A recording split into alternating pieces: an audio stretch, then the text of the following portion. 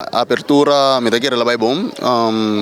Entrava de apertura com o boneiro tá acostumado com ele, estava um tique mais tranquilo, mais limitado, para diferente outro motivo, pero a prioridade aqui é da de 13 beisebol para muita não, mas estava de focus, ando esse é nossa baipe, ando mirando com muita não aí é maior é toque, bota satisfeito para a corrida, para o entusiasmo que muita não que bem praticar beisebol.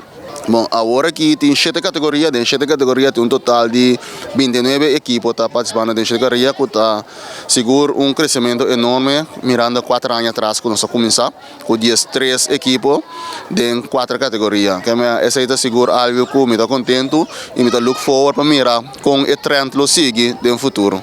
Bom, nós arrancamos ali com 2 vegas, assim o tour weekend, tem com 18 de abril, weekend de 18 de abril, é final, não?